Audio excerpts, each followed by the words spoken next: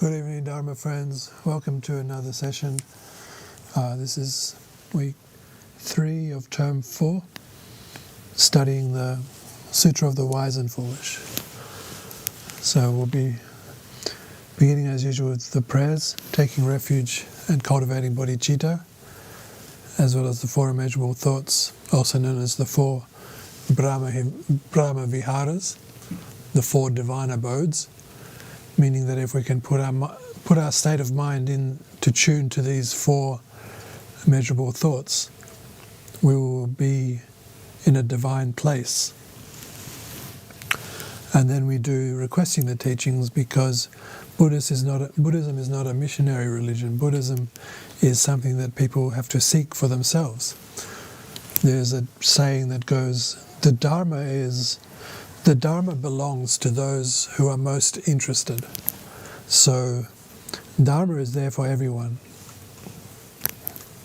So with all this in mind, let's do the prayers. In the Buddha, Dharma and Sangha, I take refuge till enlightenment, by virtue of giving and the like. I shall reach Buddha, who to aid means. In the Buddha, Dharma and Sangha, I take refuge till enlightenment, by virtue of giving and the like. I shall reach Buddha, who to aid means. In the Buddha, Dharma and Sangha, I take refuge till enlightenment, by virtue of giving and the like. I shall reach Buddha, who to aid means. May all beings have happiness and the cause of happiness. May they be free from suffering and the cause of suffering. May they never part from the happiness that knows no suffering. May they dwell in equanimity, free from attachment and aversion to those near and far. May all beings have happiness and the cause of happiness. May they be free from suffering and the cause of suffering. May they never part from the happiness that knows no suffering. May they dwell in equanimity, free from attachment and aversion to those near and far.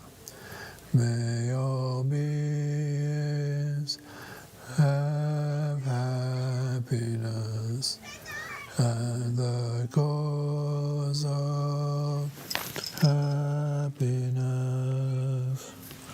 May they be free from suffering and the cause of suffering. May they never part from the happiness that knows no suffering. May they dwell in equanimity, free from attachment and aversion to those near and far, according to the intelligence and predisposition of each being. We are said and the Dharma will, our great, low and common vehicle.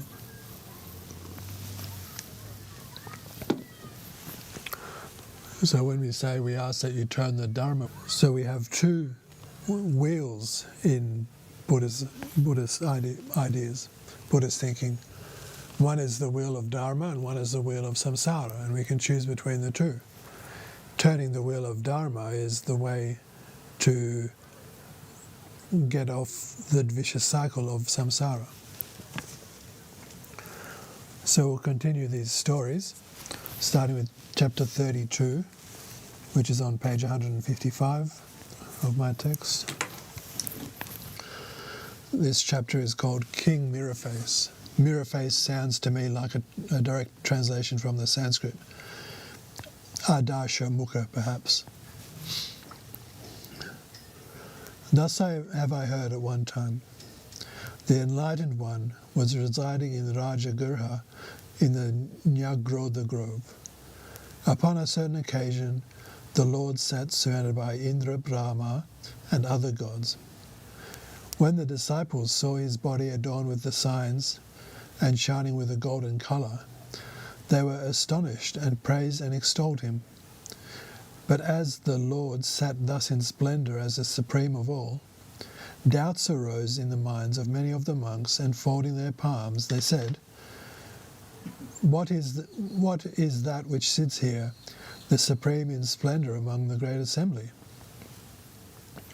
The Buddha said, O monks, this is not the first time that I have been supreme among all. In eons long past, eons past counting, past reckoning, eons beyond compare, there lived in this Jambudvipa a great king who ruled over 84,000 minor kings and had 500 sons. Late in life, his first queen gave birth to a son whose body was the colour of gold, whose hair was jet black, whose palms bore the sign of the wheel of 1,000 spokes, whose left sole bore the mark of a horse's hoof, whose right sole had the mark of an elephant's foot, and who was endowed with perfect wisdom and virtue. This son was named Mirror-Face. When the king became ill and death was approaching, his ministers said to him, Your Majesty, when you pass beyond sorrow, which of your sons is to succeed to the throne? The king replied, Whichever of my sons is endowed with the 10 signs. What are the 10? His body will be the colour of gold and his hair will be black. The palms of his hands will bear the sign of the wheel. The sole of his right foot will have the mark of a horse's hoof. And when he dons the royal robe, it will be neither too long nor too short, but will fit him perfectly. When he sits on the royal throne, he will be splendid. He will be greatly honoured by the lesser kings. And when wives and friends see him, they will rejoice and bow. If he goes to the realms of the gods, all the gods will return his homage. He will bring down showers of the 7 kinds of jewels through the power of wisdom and virtue, and he will satisfy the longings of all beings. Whichever of my sons is born of the great queen and is endowed with these signs should ascend the throne. Then, in accordance with the law of impermanence, the king passed on. Thereupon, all the princes and ministers came together to ascertain who among the great princes was endowed with the signs, but none had them except the youngest son.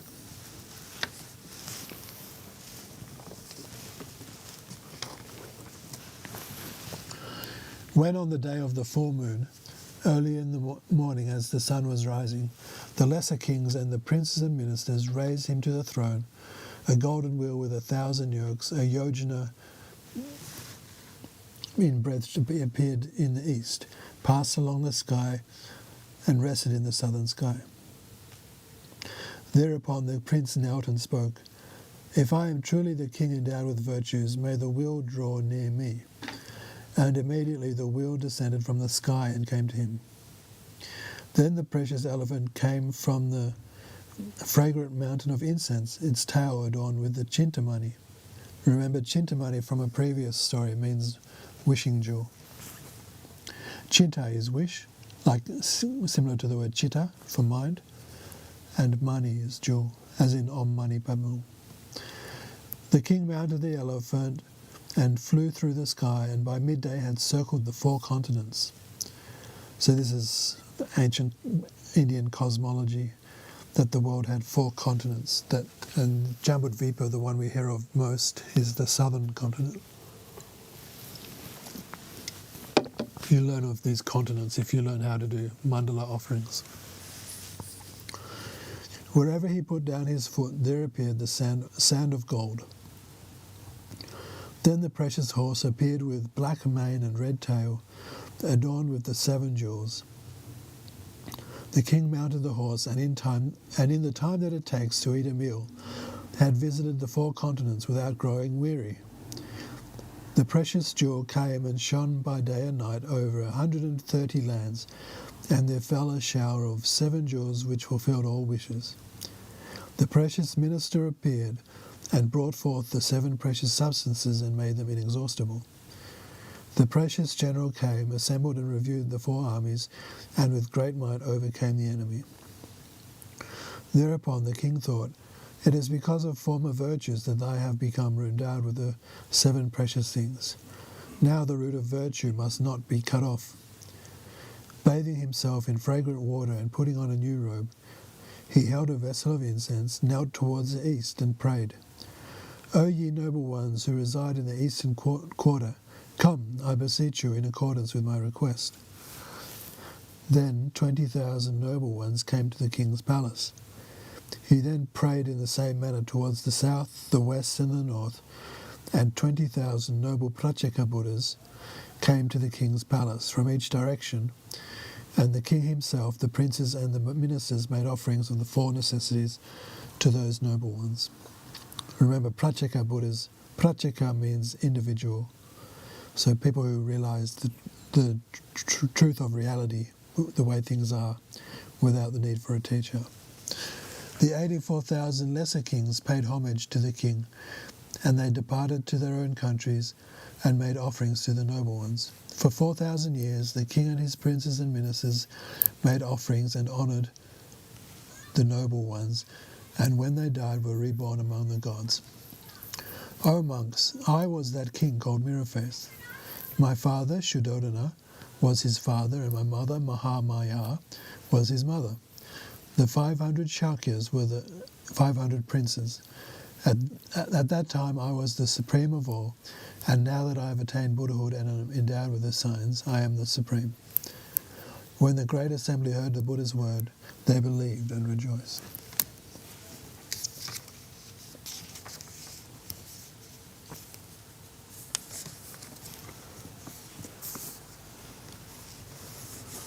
So we'll do the next one, another short one, chapter 33.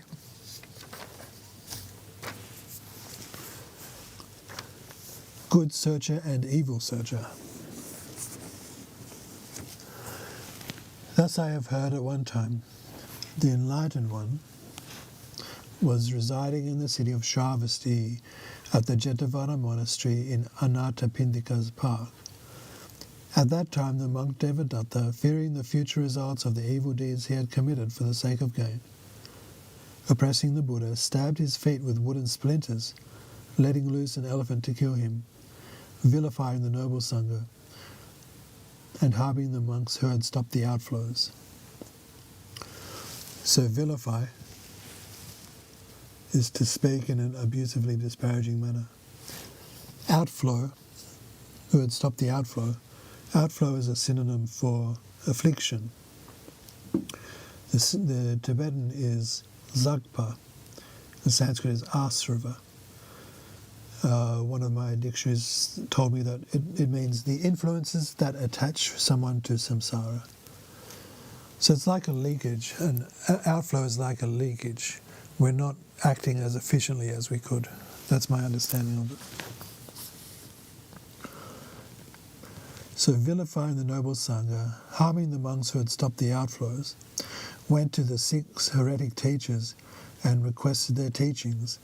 And when they taught him the false doctrine that evil deeds are not sinful and that virtuous deeds are without virtue, he took these as his refuge and cut off the root of virtue.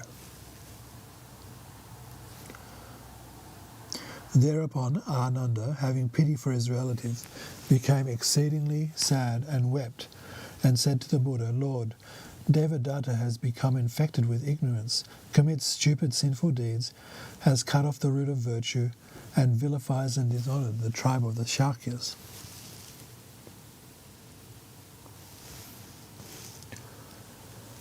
So here we can see the theme of the wise and foolish coming through very much. Devadatta being the epitome, not just in one life, but in many lives, of being foolish, and the Buddha through many lives being the wise.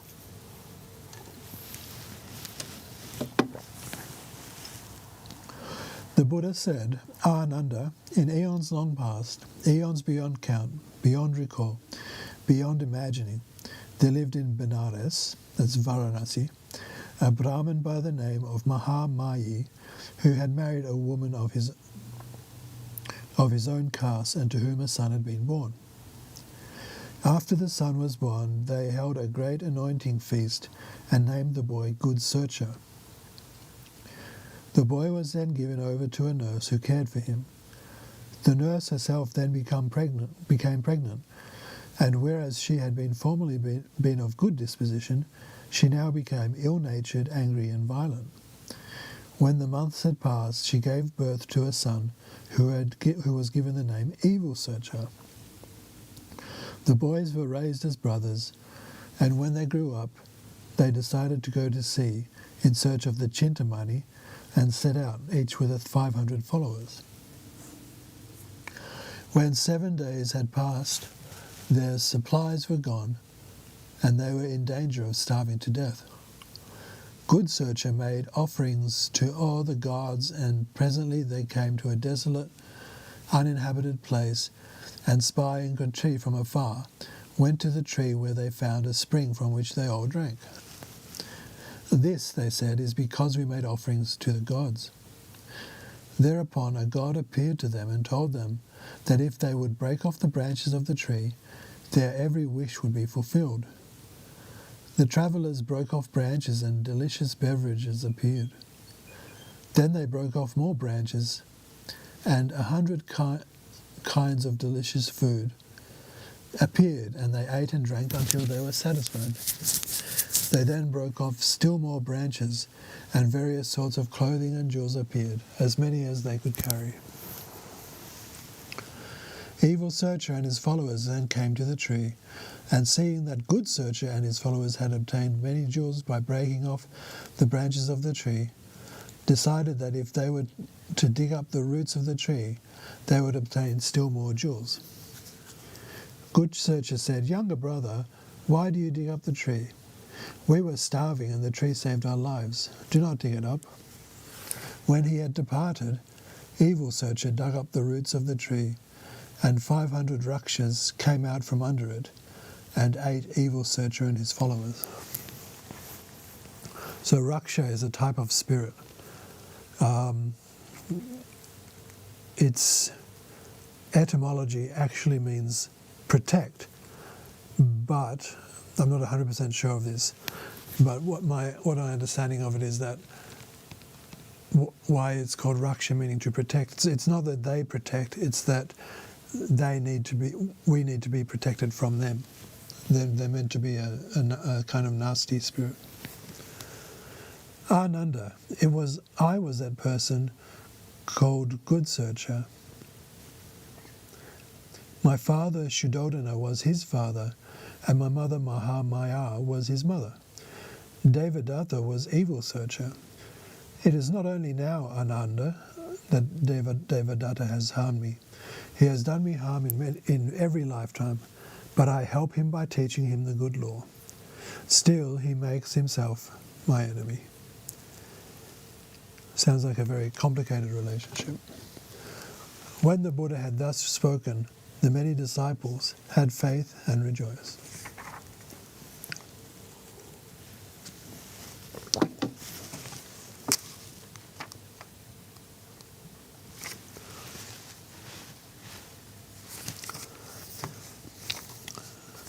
The next chapter's 9 pages.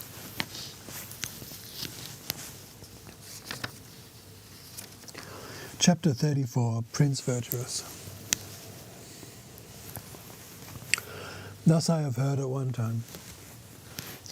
The Enlightened One was residing together with the Sangha on Vulture's Peak in Rajagurha.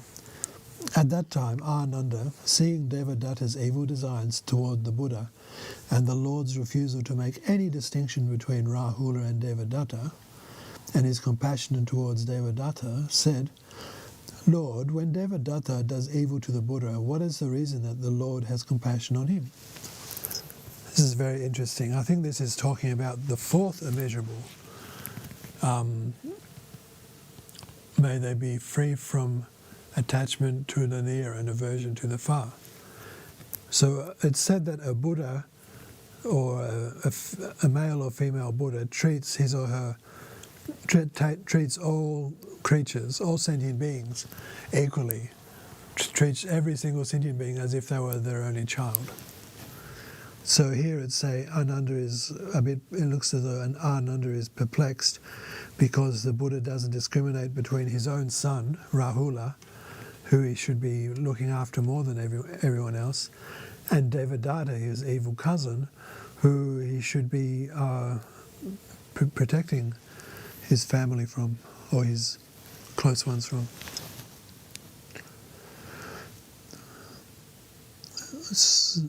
So Ananda asks, when Devadatta does evil to the Buddha, what is the reason that the Lord has compassion on him?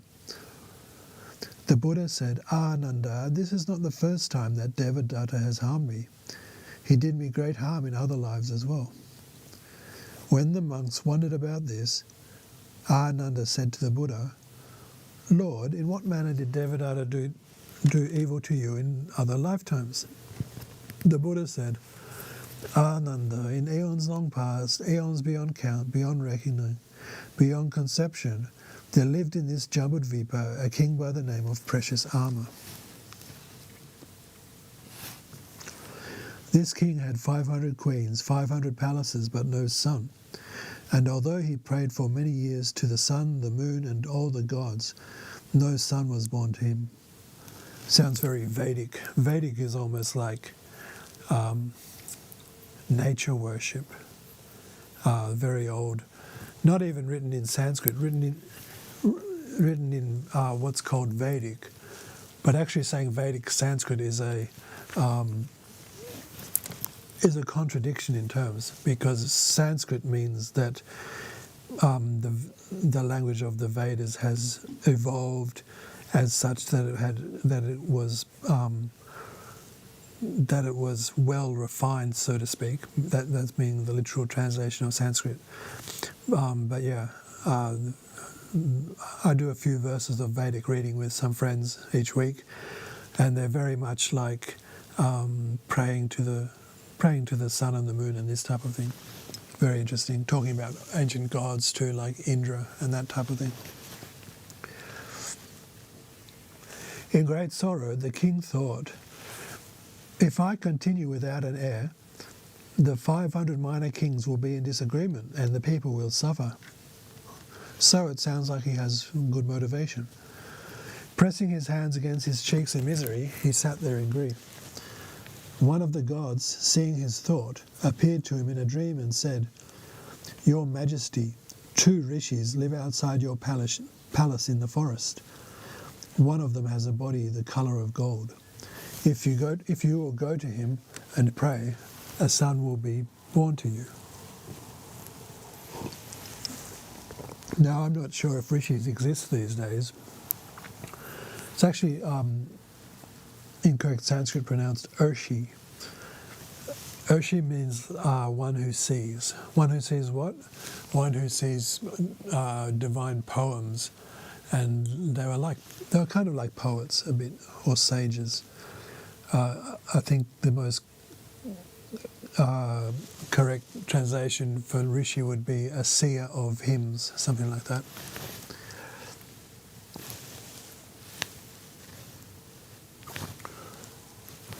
When the king awoke, he went in search of the 2 rishis, and when he found them, said, Holy sages, I have no son to succeed me, and beg you to fulfill my desire and be born as my son. The one rishi said, May it be as you desire. The second rishi also said, I also wish to be born in your family. The king rejoiced and said, Yes, may you both be born into my family. He then returned to his palace, and sometime later the rishi with the golden body died and entered the womb of the king's first queen. When the 9 months had passed, a son was born, who was of a golden colour and had black hair, and the king rejoiced and prepared a great feast, to which a soothsayer was invited. When he examined the boy, he named him Virtuous. When the other rishi died, he also entered the womb of one of the queens. When he was born, a soothsayer was invited who examined his signs and called the boy sinful. It sounds like their destinies have been predetermined. The king loved his first son greatly and constructed spring, summer, autumn and winter residences for him. And when Prince Virtuous grew up, he became learned in the 8 sciences. Remember we went through the 18 sciences last week. Upon a certain occasion, he said to his father, "Father, I wish to go out into the world and see things." So the 8 sciences would be more or less the same as the 18. I couldn't find a direct reference of it, but it would be like the 18, but just more compressed. The king approved and had the road that led from the palace and the great highway swept and made clean, set up flags and banners, strewed flowers and sweet smelling fragrances, mounted the prince on an elephant caparisoned with jewels, and to the accompaniment of cymbals and drums, the prince rode out of the city with an entourage of 100,000 followers. All the people exclaimed, "Ah, the magnificence and splendour of this prince are like unto the ruler of the gods." As the procession proceeded, it came to a group of people who were dressed in rags.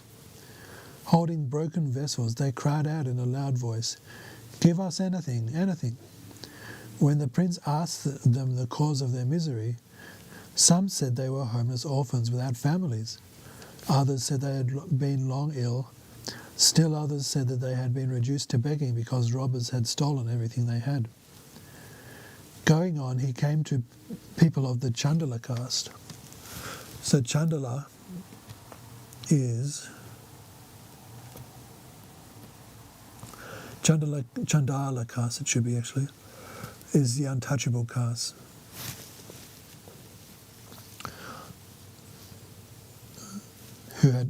Going on, he came to the people of the untouchable caste who had killed an animal, skinned it, and were eating its flesh. When asked why they were doing this, they told the prince that it was their way of life and that there was no other way for them to survive. Soon he came to men working the fields and turning up worms, which were eaten by the birds. The men told him that this was the way they earned their living. Going on, he saw hunters who had caught birds in a net and were crying piteously. The hunters told him that this was their inherited profession and that they knew no other. Further along the road, he met fishermen who told them the same thing.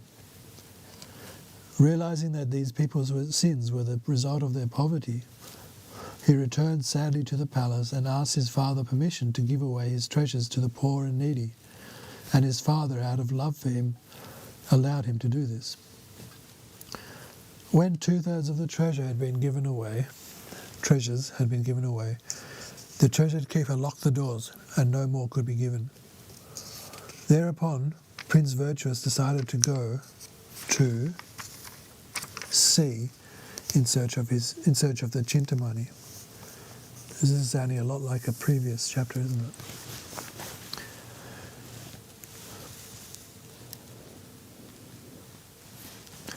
At that time, there were in that country 500 merchants who were preparing to go to sea in search of jewels, and there was also an old man, a guide, who had gone to sea many times. Prince Virtuous went to him and said, "Sir, I am going to sea in search of the Chintamani. Come and be my guide." The old man replied, "Ah, Prince, I am a feeble old man and almost blind. I cannot go." The prince then went to his father and said, "Father, there is a man of our country who knows the sea and has often been to search for jewels. I beg you to command him to go with me as a guide." The king went to the man and said, "Guide, you must not disagree with my son, the prince. You are to go to sea with him and be his guide." The guide told the king, "Your Majesty, I am old and feeble and cannot see well, but I cannot disobey your command. I shall go." The king then returned to the palace and announced, "My son is going to sea in search of the Chintamani. Who will accompany him?" Prince Sinful said, I will go with my elder brother and be a servant to him. Believing that this would be of benefit to the prince, the king gave him his permission.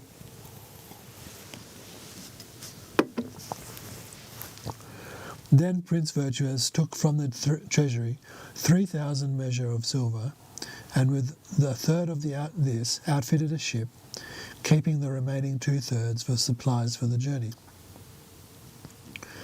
When it was time to depart, the king and the queen and all the people accompanied the prince to the seashore, and when all were on board, the prince told the merchants, "There are many dangers in the sea. Some of you may not return. If you have doubts and wish to go back, now is the time to do it. But if you have no fear for life or limb, and are not attached to father, mother, brothers and sisters, wives, children, friends or relatives, if we do arrive at the Isle of Jewels and return safely, you will be wealthy for 7 generations." For 7 days he spoke to them thus, each day cutting one of the horses. And when he cut the 7th, the ship shot out into the sea like an arrow.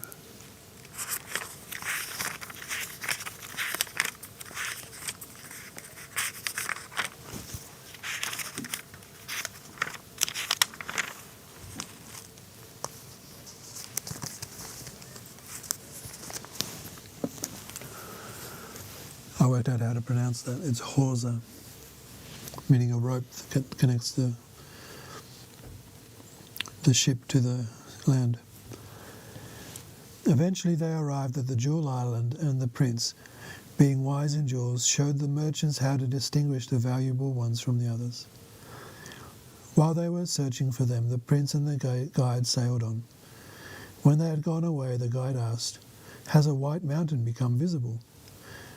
When the prince said that he could see one, the guide told him that it was a mountain of silver. When they came to a blue mountain, the guide said that it was a mountain of lapis lazuli. Then they came to a yellow mountain, and the guide told him that this was gold. They sailed to the golden mountain, sat down on the golden sand, and the guide said, "I am old and feeble and can go no further, and it is here that I shall die. You must continue your journey. Soon you will come to a city of the 7 jewels. The city gates will be locked, but near them you will find a diamond pestle. Take it and strike the gates, and 500 goddesses will come out of the city, each with a jewel in her hand, which she will offer to you. Then a goddess with a blue jewel will appear. This is the Chintamani. Grasp it with all your might, because the other goddesses will try to take it from you. Also take the jewels from the other goddesses, but guard your senses well, and do not speak to them. Now I am weak and will die here. Think of the service I have rendered you, and kindly bury my bones." Thereupon the guide passed on, and the prince buried him, covering his body with golden sand. Following the guide's advice, he went on and came to the city made of the 7 precious jewels, the gates of which were locked. When he struck them with the diamond pestle, they opened by themselves, and 500 goddesses appeared, each with a jewel in her hand, and offered them to him. One of the goddesses held a blue jewel, which he took, hid in his robe, and departed.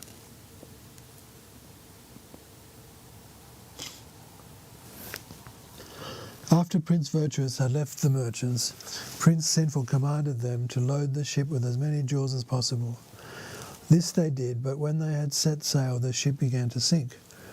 At that moment Prince Virtuous returned, and Prince Sinful, seeing him, cried out, "We are perishing, elder brother, save us." And as Prince Virtuous was pulling them to shore, the ship sank and the merchants were drowned. Then Prince Sinful said, "Ah, elder brother, we have left father and mother, and now will return empty-handed. How shameful this is." Prince Virtuous, being of a pure heart, did not attempt to conceal the jewels he had obtained, and said, "There is no cause for shame, we have many jewels," and showed them to him. Prince Sinful thought, "Although we are brothers, Prince Virtuous is loved and I am not.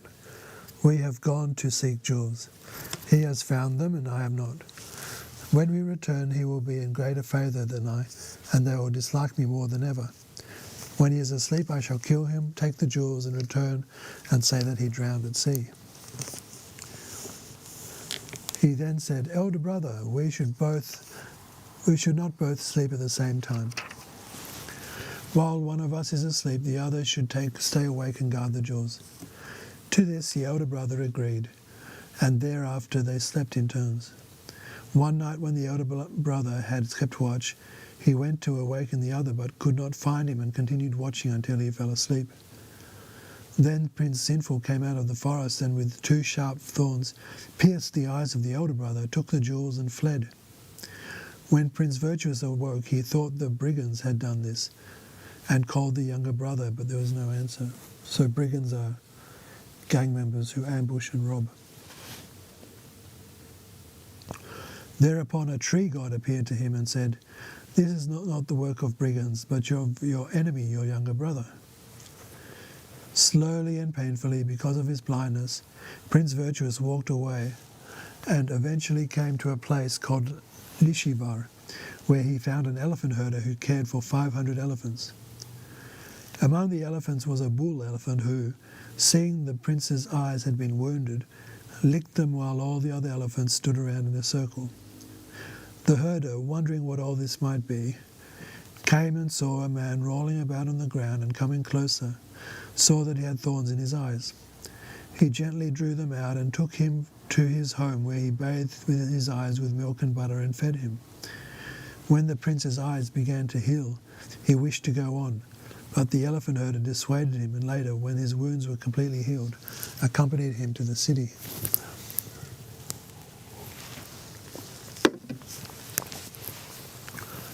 When they arrived at the city, the prince asked for a lute. When this was given him, he sat down and played and sang beautiful songs, and the people of the city brought him food and drink in abundance, so that he was able to feed 500 beggars. An orchard keeper, delighted with his melodious voice, asked him to come to his orchards, sing and guard the trees. The prince told him that he was unable to watch the trees because he was blind, but the man told him, "It does not matter, we shall hang a rope with bells on the trees.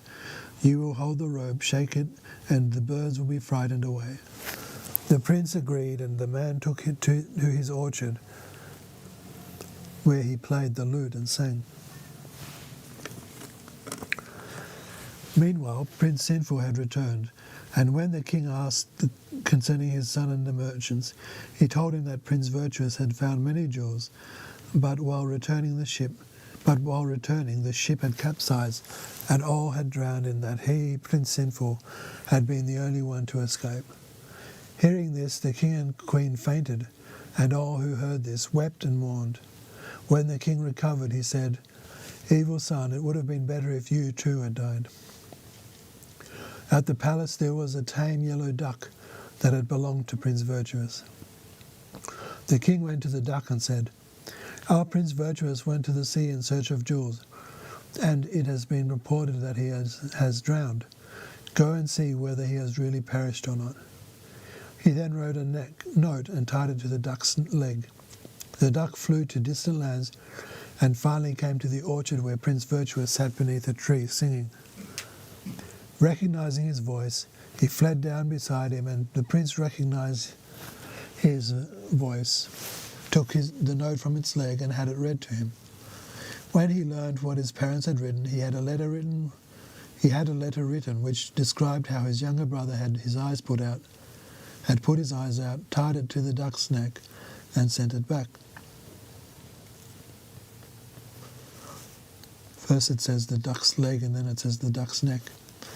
Anyway.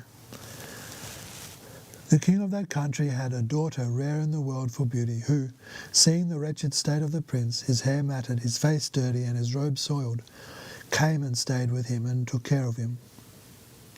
When the king called his daughter at mealtimes, she refused to go to the palace and ordered food to be brought, which she offered to the prince. But he refused it, saying, "I am only a blind beggar, and it would be improper for me to eat with a princess." The princess insisted and said that if he refused to eat with her, she would also not eat. Thereupon the two ate together, had pleasant talk, and the princess stayed with the blind prince and found pleasure in the company of no one else. At sunset the king called his daughter, who sent word to him that she was going to marry the gardener's boy, and begged him not to reproach her. Hearing this, the king thought, "What strange words are these? The girl has promised to marry the King Precious Armor, who has gone to sea. Now, before he returns, she says that she will marry this foul beggar. My line will be disgraced, and I will be put to shame by every man." Again he summoned her, but the girl refused to alter her decision or come. Finally, out of love for his daughter, the king brought the boy and girl to the palace and allowed them to marry.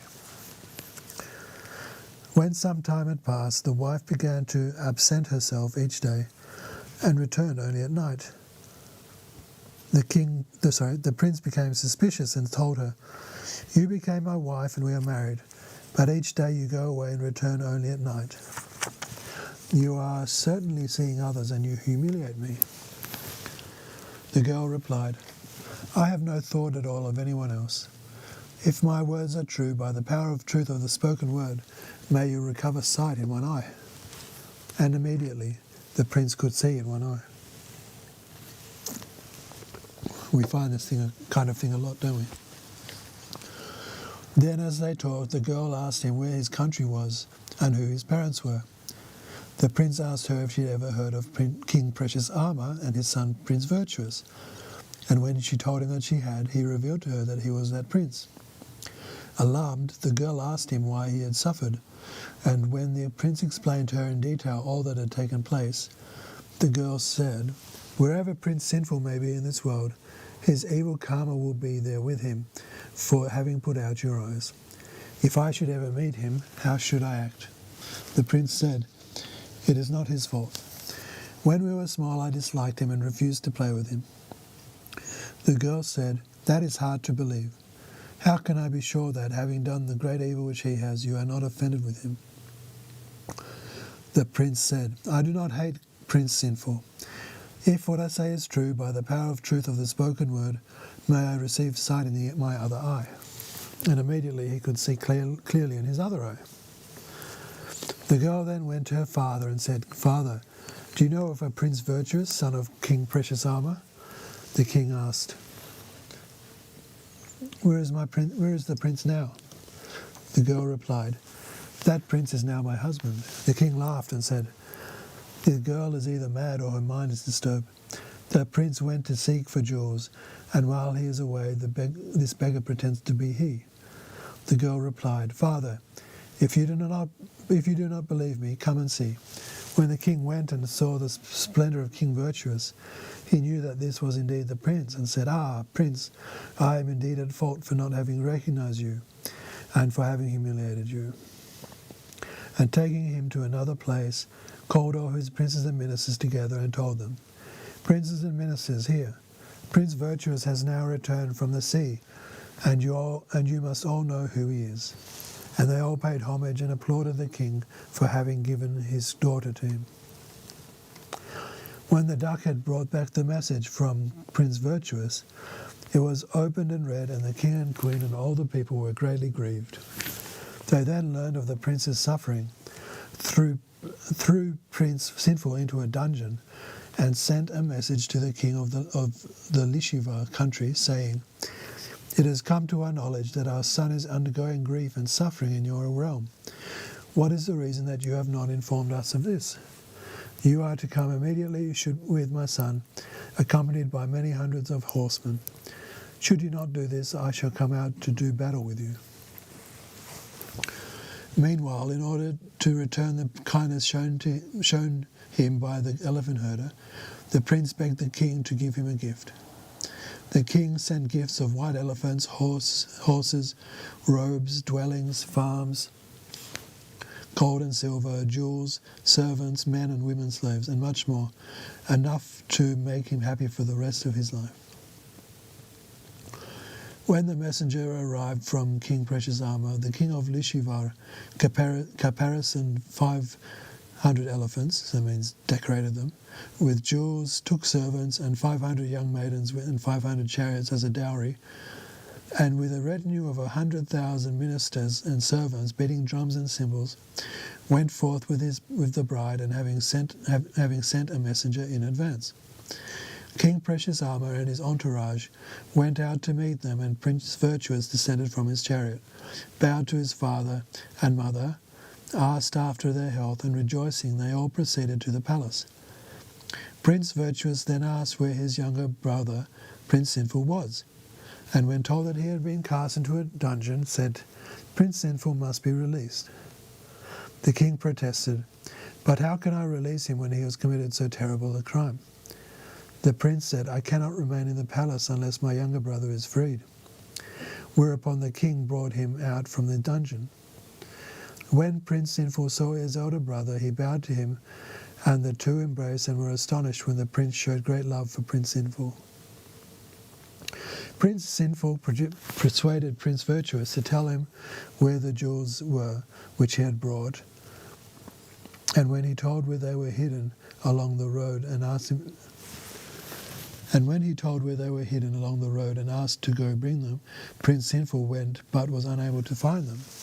They both then went together, found them, and returned to the palace, where Prince Virtuous gave one jewel each to all the minor princes. Then he took the Chintamani and said, "Oh, Chintamani, if you are real, may the throne upon which my parents sit be of the 7 jewels, and may the canopy above them also be made of the 7 jewels." And immediately this came to pass.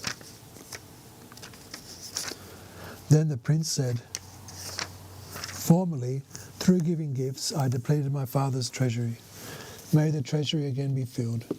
And when he pointed the Chintamani at the treasury, it again filled with precious jewels. Then the prince proclaimed, "O ye people here, for 7 days I will cause a shower of jewels to fall. Assemble, all of you."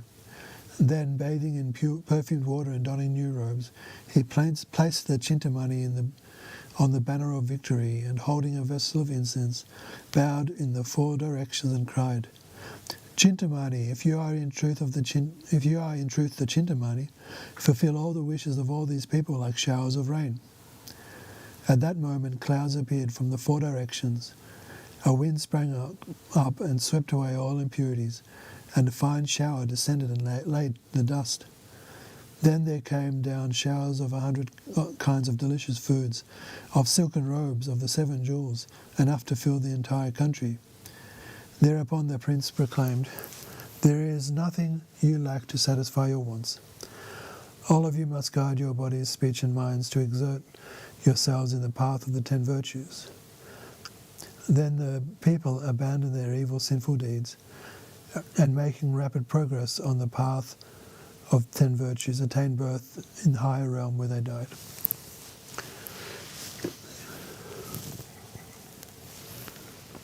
It's interesting, this use of the word sinful deeds. It's a translation of the Tibetan word digpa. Digpa can also mean scorpion, of all things. And I guess the idea is that those two definitions for the same word, digpa, is that sins sting you. They give you a poisonous sting. Often we translate this a bit less Judeo-Christian, a bit less of a Judeo-Christian fashion, as misdeeds, don't we? Sanskrit is papa, which doesn't have any insightful etymology that I know of. But digpa has a sense of to threaten. It means that misdeeds threaten or jeopardize our sense of well-being. That's the idea behind the Tibetan etymology. Then the people abandoned their evil, sinful deeds, and making rapid progress on the path of the 10 virtues, attained birth in a higher realm when they died. Ananda, my father, King Shuddhodana, was King Precious Armour. My mother, Mahamaya, was his queen. I was Prince Virtuous, and Kashyapa was the king of Lishivar. The nun Prajapati was his daughter. Devadatta was Prince Sinful. We could have guessed that. The 80,000 Devaputras who have come to me, and those of my followers who have been given prophecies, were those beings of Jambudvipa whom I benefited and made happy. Ananda, when Devadatta did me great evil, I was compassionate to him in return. Now that I have stopped the defilements and attain supreme enlightenment and have total compassion, why, when he does some sinful act to me, should I withhold my compassion? Now that I've stopped the defilements is becoming a bit of an outdated expression. I've probably mentioned this before, but I like to mention it. So, defilements is the translation of the Sanskrit klesha. It comes from the Sanskrit root klish, which literally means to distress. So, affliction is a better word than defilement. Defilement sounds, to me at least, as though it's talking about something impure, which is not entirely inaccurate, but it's more to the point to say affliction, because if we're afflicted, it means we're distressed by something. So that's why we say afflicted. The Tibetan has an interesting etymology there too. So the Tibetan for klesha is nyonmong, and both nyon and mong have a sense of being deaf or being not listening properly, meaning that when we're under the sway of afflictions, we're not listening to people's advice, we're not listening to our own inner wisdom. So that type of thing. So, when the Buddha had thus spoken, all believed and rejoiced.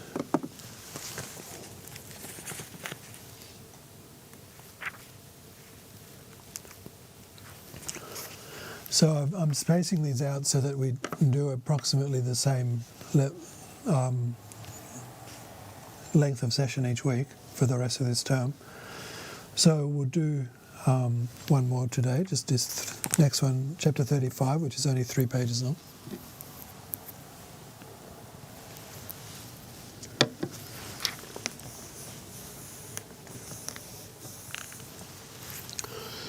Chapter 35, the householder named Pacifier. Thus I have heard at one time. The enlightened one was residing in the city of Shravasti at the Jetavada monastery in Anathapindika's park. At that time there were 500 beggars in that country who relied on the Buddha and Sangha for sustenance. Upon a certain occasion they decided to join the order and went to the Buddha and said, Lord, through the compassion of the Lord and the brotherhood, we have been fed. Now we beg to become monks. The Buddha said, the Dharma which I teach is totally pure and makes no distinction between race or caste, between rich or poor, between good and bad. It is like washing in pure water. The water washes away all races and castes, rich and poor, good and bad, without distinction. It is like fire which burns all substances without exception, mountains, rocks, sky and earth. My teaching is like the sky under which all men find a place, on which all find a place. Men, women, boys, girls, rich and poor, all without exception. The beggars rejoiced and believed when they heard that what the Lord said, and again requested permission to join the order. When the enlightened one said welcome, their hair and beards fell away by themselves. They were dressed in the ochre robes of the order and became monks. When the Lord had instructed them in the Dharma, their minds became liberated, their outflows were stopped, and they became arhats. When certain high caste householders and merchant princes who lived in that country heard that the wretched beggars had been accepted into the order, they were offended and said to each other, If we were to invite the Buddha and the noble Sangha in order to create virtue, and these beggars were to sit above us, we would be deviled. I'm not sure if that's a typo for defiled, but I couldn't work out what it means. Upon a certain occasion, Prince Virtuous invited the Buddha and the Sangha, but said to the Buddha, Lord, I invite the Buddha and Sangha, but those beggars who have lately become monks are not invited. The next day, when it was time for the Lord and his disciples to go to the prince's house, the Buddha told those monks who had not been invited, the Master of Gifts has not invited you. Do you go to the northern continent and obtain wild rice that has been neither sown nor reaped, bring it to the Master of Gifts' house and eat it. Immediately, in accordance with the Buddha's command, they flew with the spiritual powers of the Arhats. That's using the upper shoal, the Zen, as wings. To the northern, they flew with the spiritual powers of the Arhats to the northern continent, filled their begging bowls with rice, then in beautiful formation like wild geese in the sky, flew back to the palace of Prince Virtuous, sat down in a row and ate the rice. When Prince Victorious saw the monks come flying through the sky in lovely formation, he was astonished, rejoiced and believed.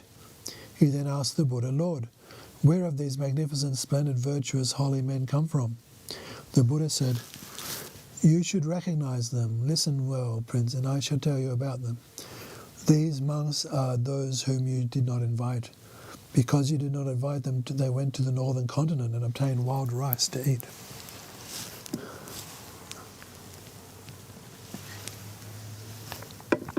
When Prince Victorious heard this, he was overcome with shame, repented what he had done, and said, "It was because I was obstructed by ignorance that I did not understand about these holy men and refused to invite them. Lord, your virtue is beyond conception. Although these holy men were low-caste beggars in this country, through the Lord's mercy they have found joy in the world and have obtained benefits for long to come. Lord, your coming into the world is for such as these.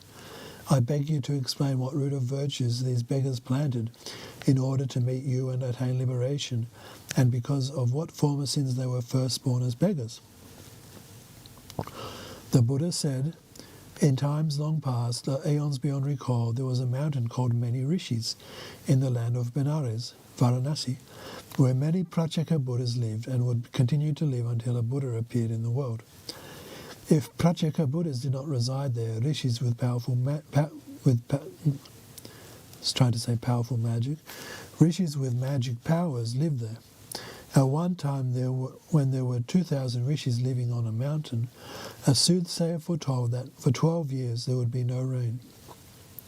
The rishis thereupon went to a wealthy householder by the name of Pacifier, who lived in that land, and asked if he would offer them food and drink for 12 years, and said that if he would not, they would go elsewhere. The householder told them, "Holy rishis, do not go anywhere else. Remain here, I beg you, and I shall make offerings for 12 years. The householder then asked his treasurer if there were enough supplies to feed the holy men for 12 years, and when told that there were, appointed 500 men to serve the rishis. When the 500 men had served for some time, they became tired of it and began to murmur among themselves that it was too much trouble to care for the beggars.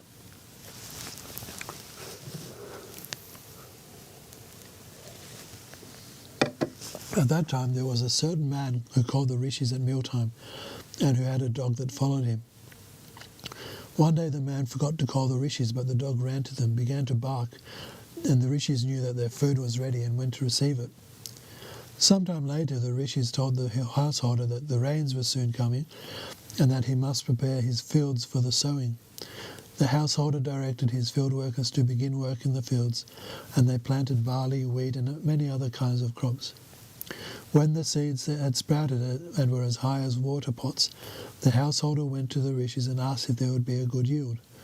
The rishis said that the crops would be good and advised him to irrigate from time to time. When the crops were harvested, it was found that the yield was manyfold, and the householder rejoiced when his granaries were filled. When the 500 men who had served the rishis saw this, they were ashamed, felt remorse, and confessed to the holy men, saying, "Holy ones, we humiliated you with our evil words, and we confess our sin. In future times may we again meet you and attain liberation." It was because of those evil words against the rishis that those 500 men were reborn as miserable beggars throughout 500 lifetimes.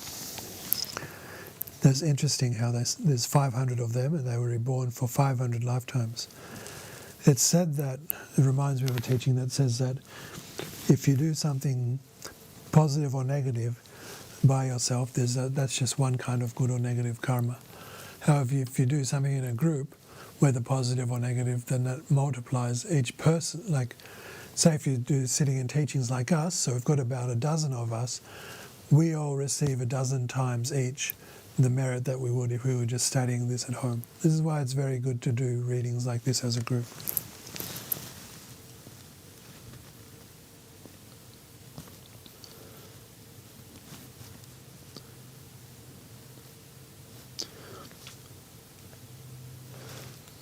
I'll go back a bit so I don't skip anything. When the 500 men who had served the rishis saw this, they were ashamed, felt remorse, and confessed to the holy men, saying, "Holy ones, we humiliated you with our evil words, and we confess our sin. In future times may we again meet to you and attain liberation." It was because of those evil words against the rishis that those 500 men were reborn as miserable beggars throughout 500 lifetimes. Later, by having confessed their sins and having made a vow, they met me and reached the end of the round of birth and death. Prince, you should understand this. I was the householder called pacifier. Udayana was the treasurer. You, Prince Victorious, were the man who daily called the rishis at mealtimes. You, whose name is Good Voice, were the dog, and because you called the holy ones by barking, have had a good voice throughout all your lifetimes. These 500 beggars are the 500 serving men. When the Buddha had thus spoken, some in the great assembly attained the first to the fourth fruits. Some brought forth a mind of supreme enlightenment. All had faith in the word of the Lord and rejoice. So a good place to end there. That's 4 stories. A lot to take in. There's a saying that I at least think of usually if I've led a session, which is that when a bird flies in the sky for a few hours and lands, the bird isn't landing because the sky has run out. The bird is landing because the bird is exhausted. Similarly, we can go through stories like these forever, and it's not because of the lack of these stories that we pause and divide up our sessions into 1 hour and so forth. It's because we get tired after a while also. So there's no worries.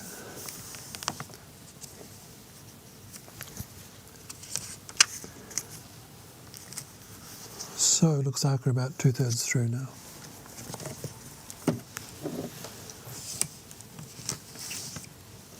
So we'll dedicate the merit, seeing as I'm in a bit of a etymological mood. Dedicating in Tibetan is ngoa, which comes from the word ngo, meaning to roast, meaning that if we do something good without dedicating the merit, it's like preparing food but without cooking it. It's not digestible. So that's why we do the dedication. Can't think of the Sanskrit off the top of my head, but that'll do.